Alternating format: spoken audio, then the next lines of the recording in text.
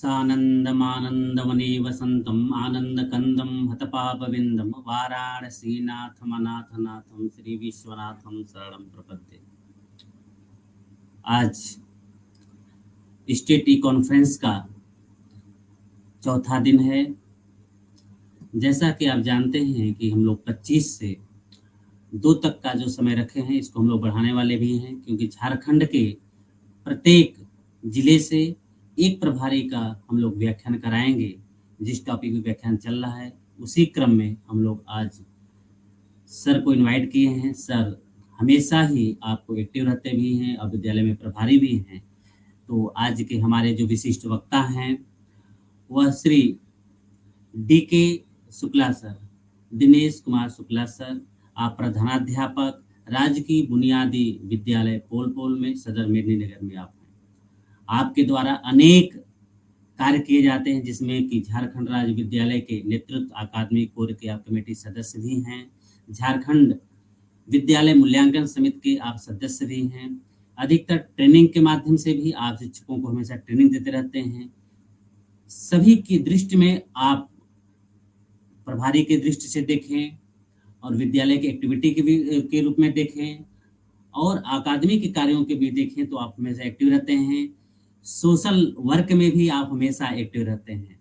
और ये जितने भी संघ हैं, संघ में भी आप देखें, झारोटेप है, उसमें भी आप हमेशा सक्रिय रहते हैं। तो समाज के हर दृष्टि से आपको वह ज्ञान है जिस कार्यक्रम में हमें इस स्टेट ई कॉन्फ्रेंस में आवश्यकता है। ऐसे ही विद्वानों का, ऐसे ही अनुभवी शिक्षकों का उसमें आप परिपक्व उतरते हैं। इसलिए सर आपका इस कार्यक्रम में हार्दिक स्वागत एवं अभिनंदन करता हूं मैं अपने तरफ से। झारखंड के सभी शिक्षकों की तरफ से, अभिभावकों की तरफ से मैं आपका हार्दिक स्वागत अभिनंदन करता हूं इस कार्यक्रम में। जैसा कि आप जानते हैं, सभी श्रोता हैं हमारे, उनका भी इस आपके स्टेट कॉन्फ्रेंस में आपका भी हार्दिक स्वागत है, क्योंकि आप ही मेन इसके वक्ता हैं। आपके द्वारा ही सुना जाएगा। जितने भी वक्ता होते हैं आप श्रोताओं के द्वारा ही सुने जाते हैं। इसलिए मैं आपका भी हार्दिक स्वागत अभिनंदन करता हूं, जितने भी श्रोता हैं। आज के व्याख्यान का जो विषय है वह है झारखंड के विद्यालयों में विद्यार्थियों की उपस्थिति एवं ड्रॉप आउट की समस्या। ये केवल मेरे झारखंड में नहीं है, झारखंड तो हम लोग बहुत काफी बेहतर हैं, ये पूरे संपूर्ण भारत के विद्यालयों की स्थिति है और झारखंड उसमें बहुत काफी आगे निकल चुका है।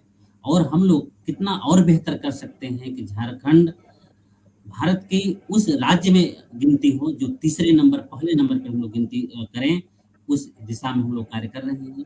सभी शिक्षक मिलकर के हम लोग झारखंड को पहला ऐसा राज्य बनाए जहां 100% उपस्थिति है। इसलिए मैं इस कॉन्फ्रेंस को लेकर के आपके सामने उपस्थित हैं। आप लोग एक बार हमारे जो विशिष्ट वक्ता हैं इनके अनुभवों से आप देखें, समझें और आप अपने विद्यालय में इसको फॉलो करें। 100% उपस्थिति बढ़ जाएगी। तो आइए हम लोग चलते हैं, सर के श्रीमुख से सुनते हैं आज के विचार, जिससे कि हमारा झारखंड एक उज्जवल भविष्य की तरफ चले। धन्यवाद सर, आपका आज का हार्दिक स्वागत है। आप व्याख्यान करें। प्रथमतः डॉक्टर राजकुमार सर, आपको मेरी ओर से झारखंडी जोहार। आपने जो शिक्षा के क्षेत्रों में जो गुणवत्ता तरीके से बेहतर कैसे हम अपने खासकर झारखंड प्रदेश के बच्चों को बेहतर कर पाएं, अपने विद्यालय स्तर से आगे बढ़कर पूरे राज्य भर के लिए जो आपने एक जो इसको हम कह सकते हैं जो आंदोलन आपने जो छेड़ा है, निश्चय ही हम जैसे जो शिक्षक हैं, समाज के बुद्धिजीवी हैं, निश्चित रूप से आपके प्रति कृतज्ञता व्यक्त करते हैं। और मैं व्यक्तिगत रूप से आपके प्रति बहुत ही कृतज्ञता व्यक्त करता हूँ।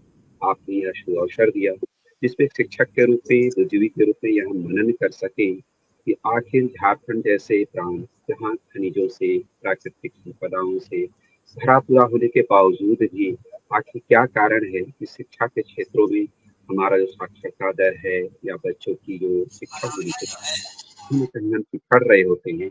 तो निश्चय रूप से इस ओर आपकी चिंता यह जाहिर करती है कि आपके अंदर वह एक अलग आंदोलन मन में उद्दलित है, जिसके बदौलत आप एक बेहतर करना चाहते हैं।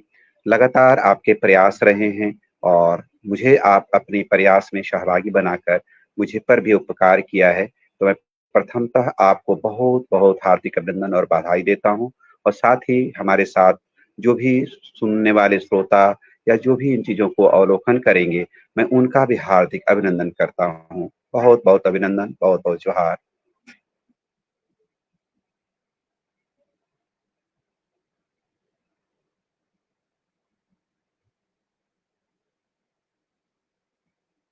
विषय को लेकर अगर मैं बात करूँ, तो आपने जो विषय चुना है समाज के लिए भी, सरकार के लिए भी बहुत ही चिंतनीय बात है।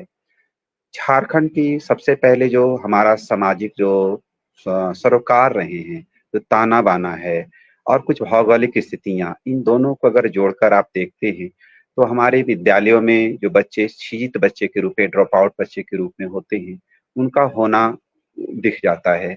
सबसे पहले बात करें अगर झारखंड की बात, तो यहाँ पर आदिवासी बाहुल क्षेत्र है, जहाँ पर शिक्षा अभी भी अपेक्षित नहीं हो पाया है। जिन मात्राओं में, जिन संख्याओं में पहुँचा जाना चाहिए था, आज भी हम अपने देश के तुलनात्मक दृष्टिकोण से झारखंड का जो साक्षरता दर है, शिक्षा दर है, वह काफ़ी निम्नतम है। तो सबसे पहले यहाँ की जो भौतिक स्थितियाँ हैं, सामाजिक स्थितियाँ हैं, काफ़ी प्रभावित कर रही होती हैं। आप ये महसूस करते हैं कि परिवारों में जो हमारे बच्चे हैं, जिस परिवार में, उनको कहीं न कहीं शुरुआत से ही उनकी जो पृष्ठभूमि है, इतने आज 75 साल से अधिक समय स्वतंत्रता के बीत जाने के बावजूद भी आज पहली पीढ़ी को हम उनको विद्यालय में शिक्षा दे रहे होते हैं, ऐसा मेरा अनुभव रहा है। तो कहीं न कहीं उनकी जो पारिवारिक पृष्ठभूमि है, वह जैसे ही बच्चे छोटे होते हैं, छोटे से ही अर्न कैसे करें, कैसे वो 2 पैसे करें, खेतों में मज़दूरी कर सकें, यह बाध्यता हो जाती है। और यह कारण तो तात्कालिक रूप से उनकी ज़रूरत को पूरा करने के लिए होता है, परिवार के सदस्यों में छोटे भाई-बहन को पालन-पोषण करने को लेकर। माता-पिता कहीं न कहीं वो बहुत पलायन करते हैं अपने रोज़गार को लेकर, उन कारणों से भी हमारे बच्चे बहुत ही ड्रॉप आउट और छिजित होने की स्थिति में आते हैं। इन्हीं चीज़ों से लेकर एक थोड़ा-सा मिथक ये दिखता है या कहा जाता है कि प्राथमिक विद्यालयों में ज़्यादा ड्रॉप आउट हैं। लेकिन मैंने इन चीज़ों को लेकर एक जब मैं एमएआरडी के लिए मैं कोर्स कर रहा था इग्नू के माध्यम से, तो मैंने उसमें यही विषय रखा था कि बच्चे की पढ़ाई क्यों समय से पहले छूट रही होती है। और उन चीज़ों में जब देखने को मिला, तो डॉक्टर राजकुमार सर मैं आपसे साझा करना चाहूँगा, श्रोताओं तक भी बात पहुँचाना चाहूँगा। कि जो माध्यमिक विद्यालय, माध्यमिक कक्षाओं में भी बच्चे काफ़ी छोड़ते हुए दिखते हैं। उसके पीछे होता है कि जब प्राइमरी में तो बच्चे अज्ञानतावश, अस्वस्थतावश माता-पिता के होने के कारण या थोड़ा बहुत माँ-पिता को घरेलू मदद करने के नाम पर, लेकिन बाद में जैसे ही किशोर होते हैं तो तुरंत ही उनके ऊपर 14-15 साल के होते ही कमाने को लेकर एक अलग दबाव हो जाता है। और वह दबाव में आ जाने के कारण परिवार चलाने की एक व्यवस्था 15, 14, 15 वर्षों में ही हो जाता है। और जब बात करें यहाँ पर लड़कियों को लेकर, तो लड़कियों को लेकर खासकर जब शिक्षा का हमारे झारखंड प्रदेश में अभाव है, जिस संस्कृति में हमारा झारखंड प्रदेश बहुतायत मात्रा में दिखता है, जो हमारे परिवार हैं, सामाजिक जो ताना-बाना है, वह कम उम्र में आज भी शादियाँ कर देने की बातें खुलकर देखी जाती है। और जबकि इसके लिए संवैधानिक भी प्रावधान हैं, कम उम्र में शादी करना कानूनन जुर्म है, उसके बावजूद भी कहीं न कहीं लड़कियों को शादी करके वह अपने बोझ ऐसा महसूस करते हैं कि हम बोझ से थोड़ा-सा उबर जाएँ। तो इस तरह की जो अशिक्षा है, जो थोड़ी-सी अभी रूढ़िवादिता है, इन सारी चीज़ों के कारण बच्चे निश्चित रूप से जो पढ़ा जाना चाहिए था, जो कम से कम आज के डेट में जब स्कूली शिक्षा जब बात करती है, चाहे भारत सरकार की बात हो या झारखंड सरकार की बात, कि कम से कम वो 18 साल की उम्र तक वो शिक्षा ज़रूर हर हाल में प्राप्त करें। निःशुल्क शिक्षा के रूप में 14 साल की भी बात कही गई है, अब समग्र शिक्षा की भी बात हम लोग कर रहे हैं। तो इन सारी चीज़ों को देखने के बाद यही मैं कह सकता हूँ कि सबसे पहले पारिवारिक जो पृष्ठभूमि है, जो आर्थिक स्थितियाँ काफ़ी दयनीय है, जो सामाजिक स्थितियाँ जो दिखती है, यह बहुत सारे कारण हैं, जिसमें बच्चे ड्रॉप आउट हो रहे हैं, छिजित हो रहे हैं। लड़कियाँ की संख्या तो खैर अधिकाधिक है और उसके पीछे कम उम्र में उनका शादी कर देना, उनको भी मज़दूरी में लगा देना और सस्ते दामों में घरेलू कामों में उनको शामिल कर देना, माता-पिता का अशिक्षित होना, जबकि सरकार और समाज लगातार इस ओर प्रयास कर रहे हैं कि नहीं हर हाल में बच्चियों को भी क्योंकि अब वो दादी वाली और नानी वाली कथा कहानी खत्म हो गई। अब यह कह देना कि सिर्फ महिलाएँ चूल्हे-चौके तक होंगी, एक महिलाएँ केवल बायोलॉजिकल रूप से केवल बच्चे को जन्म देने के लिए केवल अब ऐसी बातें नहीं है, वो समाज में बराबर के हकदार हैं और देश और समाज और परिवार की प्रगति में दोनों का साथ हुआ जाना बहुत आवश्यक है। उसके बावजूद बहुत ही दुःख होता है, जब मैं स्कूल में या विभिन्न स्कूलों में जब देखता हूँ कि बच्चों की उपस्थिति या उसका जब कारण जानने की कोशिश करता हूँ, तो माता-पिता की ओर से बिल्कुल है जवाब आता है कि प्रथमतः भविष्य सँवारने के पहले आर्थिक रूप से हमको आज का और कल का चूल्हे-चौके का कि हमारा चूल्हा जल जाए, आज का परिवार हमारा आने वाले समय में हम कैसे जी पाएँ, इसकी ओर हम प्रयास कर लें और तब भविष्य की बात होती है कि हमारे बच्चे पढ़कर कुछ बेहतर करें और इन चीज़ों को कुछ देर के लिए निरुत्तर सा हो जाता हूँ। लेकिन ओवरऑल बस यही बात कहना चाहूँगा कि हम लोग का अलख पूरे जगाया जाना चाहिए, पहले से बहुत बदलाव हुए हैं। गाँव में अब माता-पिता को भी ये महसूस हो चुका है कि हम आधी रोटी खाएँगे लेकिन फिर भी बच्चों को शिक्षा ज़रूर देंगे और इस तरह के प्रयास लगातार जारी रहे, तो निश्चय माना जाना चाहिए कि आने वाले समय में जो ड्रॉप आउट है, जो छिजित है, वो बच्चों की संख्या दिनों-दिन कम होते हुए जाएगी और शत प्रतिशत जो पहली क्लास में जो बच्चा नामांकित होगा, वो हमारा कम से कम 12वीं कक्षा भी जब निकल रहा होगा, तो उतनी ही संख्या में निकलेगा। हम सबों का अगर एक आंदोलन और आप जैसे शिक्षक, बुद्धिजीवी और एक तेज ओज वाले अगर ऐसा साथ देते रहे तो निश्चय ही हम सफल हो पाएँगे। राजकुमार सर।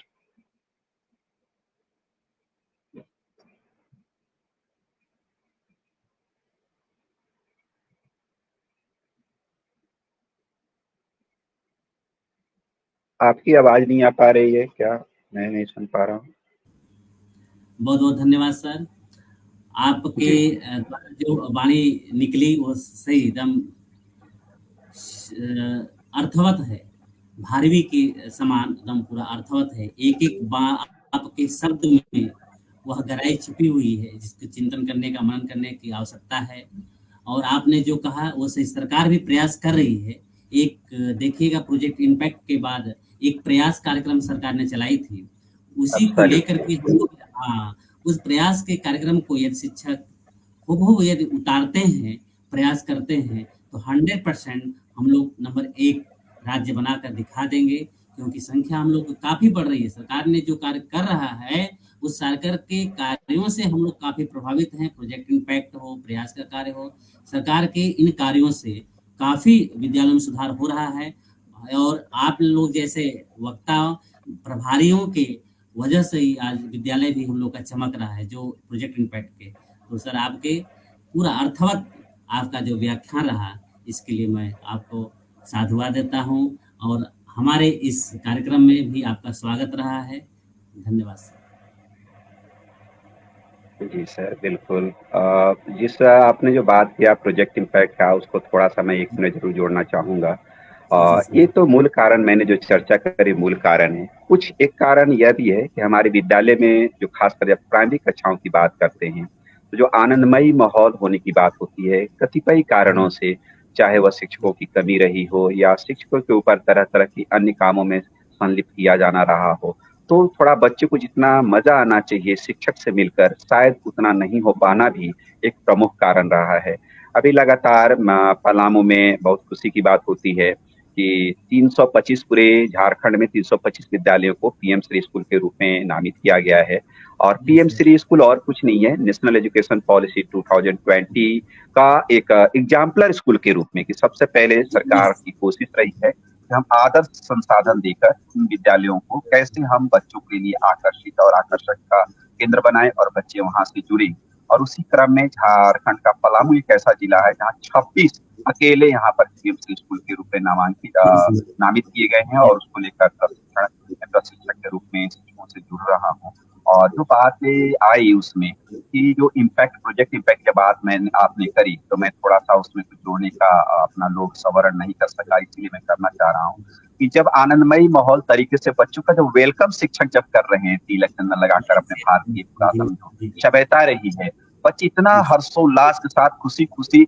9 बजे का जो विद्यालय टाइम है काफी पहले आकर और अपने को वह नामित करना चाह रहे हैं कि हाँ मैंने पहले आया और मुझे तिलक चंदन और अपने शिक्षक से तो जब शिक्षकों से स्नेह मिल रहा है और उसमें तरह तरह की एक्टिविटी बेस्ड चाइल्ड सेंटर्ड और खासकर जब NEP education new education policy जिसको हम कह सकते हैं नेशनल एजुकेशन पॉलिसी 2020 में एक बात आई है चाइल्ड सेंटर्ड भी है एक्टिविटी बेस्ड भी है और मदर टंग बेस्ड भी है तो हमारा नेशनल एजुकेशन पॉलिसी जो बात आई है ना, निश्चित रूप से आपका जो एक आज का जो आपने जो मुद्दा रखा है, ड्रॉप आउट को कम करने में बहुत सहायक होगा। और प्रोजेक्ट इम्पैक्ट के तहत हम शिक्षकों को भी मैं जरूर आग्रह करना चाहूंगा और अभिनंदन भी करना चाहूंगा कि प्रोजेक्ट इम्पैक्ट के तहत जो कुछ भी प्रयास कार्यक्रम है, बच्चों का वेलकम कार्यक्रम है, हाउस निर्माण है, और बच्चों को कैसे एक्टिविटी बेस्ड आप उनको दे पाएं, और जो अभी तक हम संज्ञानात्मक लेकर जो बात कर रहे थे, उनको और अलग एक्टिविटी में उनकी रुचि के अनुसार, सोच के अनुसार, और उनकी जो भी सोच है, कैसे उनके अंदर नई ऊर्जा जो सोच हो सकती है, उन चीजों को ला पाए। अगर हम शिक्षक के रूप में कर पाए तो सच में हम पुरातन समय के गुरु द्रोण के रूप में अपने आप को स्थापित कर सकेंगे, और बहुत ही अच्छा लगेगा जिस दिन हम सबों का प्रयास और हम लोग वह गवाह साक्षी बनेंगे कि आने वाले दिनों में कह सकेंगे कि हमारा झारखंड प्रदेश में पहली कक्षा में नामांकित जितने बच्चे थे, चाहे वह छात्र हो या छात्रा हो, वह 12वीं कक्षा भी बहुत बेहतर तरीके से वहां तक पूरी संख्या पहुंच पा रही है। और ड्रॉप आउट जैसा जो हमारा एक कलंक लगा हुआ है झारखंड प्रदेश में ज्यादा जो दिख रहा है, वह कम हो पाएगा। और इस ओर का आपका एक प्रयास और हम सबों का एक छोटा गिलहरी प्रयास ही कहा जाए, निश्चय ही हम लोग बेहतर कर पाएंगे। तो मैं पुनः आपको इस प्रयास के लिए कोटिशः बधाई देता हूं, अभिनंदन करता हूं, और अपनी ओर से निश्चित रूप से कि मुझे भी आप अपने एक पुण्य के काम में मुझे भी शागिर्द बनाया, मुझे भी बहुत अच्छा लग रहा है। बहुत बहुत धन्यवाद डॉक्टर राजकुमार सर, और सुनने वाले सभी श्रोतागणों को मेरी ओर से, मेरे भाइयों को, शिक्षकों को बहुत बहुत बधाई, धन्यवाद। सर, 1 मिनट और लेंगे आपका कि सर आप अपने विद्यालय में जो बच्चों की उपस्थिति बढ़ाए हैं, वो कैसे बढ़ाए हैं? आप इस पे 1 मिनट फोकस कर दें हमें थोड़ा सा, और इससे भी जो शिक्षक सुनेंगे जो कैसे आपने। सर हमारा विद्यालय जब एक्चुअली विद्यालय में वहाँ का जी, हमारा विद्यालय बिल्कुल वो बंद विद्यालय हो चुका था, वो बुनियादी विद्यालय है। हम जिला संवर्ग के स्नातक प्रशिक्षित शिक्षक के रूप में हम लोग हैं, लेकिन वहाँ हमारी कोशिश थी कि मैंने वहाँ 7वीं क्लास तक एक विद्यार्थी के रूप में झाड़ू लगाकर अपने विद्यालय में पढ़ा करता था। लेकिन अभी कतिपय कारणों से चूंकि बुनियादी विद्यालय के अब शिक्षक का बहाल नहीं होते हैं, तो विद्यालय लगभग बंदी के कगार पर हो चुका था। मेदिनीनगर के पोलपोल मेदिनीनगर से 16 किलोमीटर की दूरी पर है। तो शिक्षक के अभाव में बच्चे सब प्राइवेट विद्यालय में जा रहे थे। लेकिन मैं गांव में जब बच्चों के माता पिता से जब मिलना शुरुआत किया, और मेरा यही बात होता था कि सरकारी विद्यालय पर इसलिए विश्वास करिए, जिस व्यक्ति से बात करें, मैं खुद को लेकर कहता था कि बोरा बिछाकर मैं यहाँ बैठा करता था, संसाधन नहीं थे, और आज इस विद्यालय के मैं प्रधानाध्यापक के रूप में जब हो सकता हूँ, तो आज विश्वास करिए कि आपके बच्चे हमसे बेहतर होंगे, क्योंकि हमारे समय में इतना हम सब डिजिटली साउंड नहीं थे। आज के बच्चे इतना डिजिटली साउंड हैं, मोबाइल से, लैपटॉप से, चाहे कितना भी गरीब बच्चा है, लेकिन बहुत अच्छा यूट्यूब चलाना, मोबाइल चलाना, इंस्टाग्राम चलाना, ये सारी चीजों को जानता है। हम लोग के समय में इतनी दक्षता भी नहीं थी।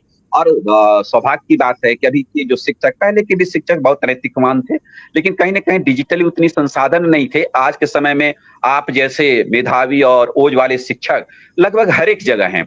तो उन शिक्षकों का भी साथ मिला। अपने साथ के 3 शिक्षकों से मैंने जोड़ा कि आप शिक्षक के रूप में वहां पर नौकरी के लिए नहीं, पैशन बनकर, शौक बनाकर अगर मेरे साथ जुड़ना चाहें, तो उनका भी मैंने प्रतिनियोजन कराया। और साथ में हम 4 शिक्षक हैं, और चारों आपस में मिलकर माता पिता से मिलते हैं। माता पिता देखते ही इमोशन से हो जाते हैं, और वो उन्होंने इतना विश्वास कर रखी है कि सर मेरा घरेलू काम घाटा हो जाए, लेकिन आपने कहा है आपको विद्यालय में बच्चे आएंगे, और कभी अगर बच्चे नहीं आते हैं ना, तो हमारे शिक्षक और हम गांव की ओर निकल चलते हैं। और गांव के लोग जब देखते हैं, बड़े बुजुर्ग, तो बड़ा खुश होते हैं, और खुश होकर उनके आंखों में एक आंसू आता है कि अरे पहिलका वाला जमाना आ गया, यही सर करते थे, जल्दी जाओ स्कूल। और इतना प्यार, इतना स्नेह कि डॉक्टर राजकुमार सर, मैं यही कहना चाहूंगा कि इतना दिल से सुकून मिलता है कि आज मेरे यहाँ एक बिल्कुल 100%, 90% से नीचे उपस्थिति कभी किसी कारण से भी नहीं होती है। अस्वस्थता होना, माता पिता का थोड़ा इधर उधर चल जाना, छोटे बच्चे हैं, क्योंकि हमारा प्राइमरी स्कूल है, 1 2 3 4 कुछ बच्चे हैं, 8 तक है, तो यह अलग कारण हो सकते हैं, लेकिन बिल्कुल 90% प्लस हमेशा उपस्थिति होती है। और इसमें कहीं ना कहीं प्रोजेक्ट इम्पैक्ट भी काम किया है। मेरा व्यक्तिगत एक अपनी सोच भी रही है, और मुझको लगता है मैं शिक्षक जैसे पद पर हूँ। मैं वैसे वकालत कर रखी है, हाईकोर्ट का भी मेंबर था नौकरी करने के पहले, लेकिन मैं सिंगल डे भी कोर्ट में जाना पसंद नहीं किया, क्योंकि मुझे शिक्षा देना बहुत प्रिय लगता है। मेरे पिता भी शिक्षक से अवकाश प्राप्त थे, 85 वर्ष के अवकाश प्राप्त है। आज भी मैं उनसे बहुत सीखता हूँ। पिता के साथ साथ मेरे गुरु के रूप में भी हैं। तो मुझे शिक्षा देना बहुत प्रिय है। छोटे बच्चों के साथ होना, मैं बच्चों के साथ कहानी कथन, कविता कथन, अभी राज्य सरकार के लिए अभी मैं कुछ लाइब्रेरी के लिए पुस्तक भी मैंने लिखी है। तो मुझे बच्चों के साथ होना बहुत मजा आता है, बच्चे मुझे बहुत प्यार करते हैं और मुझे क्या मतलब है कि मेरे साथ जो भी शिक्षक हैं और यही अपेक्षा अन्य शिक्षकों से होती है, इतना सुंदर सा जीवन जो मिला है बच्चों के साथ ही। कल बच्चे जब खड़े होकर आए और प्रणाम कर कर कहें कि सर मैं ये कर रहा हूँ, मैं अच्छा इंसान बन गया हूँ, मैं अच्छा व्यवसायी हूँ, मैं अच्छा कृषक हूँ, बस एक शिक्षक को जो मिलना चाहिए वो मुझे मिल गया। और आपसे ये बात आपने छेड़ी है कहते हुए बड़ा मन भावुक है और बड़ा अच्छा लग रहा है, बहुत बहुत बहुत अच्छा लग रहा है। बहुत बहुत धन्यवाद सर, आपका समय लिए काफी, आप ना मीटिंग में व्यस्त थे, इसके बावजूद भी समय दिया, इसके लिए बहुत बहुत धन्यवाद। Thank you sir. जी बिल्कुल,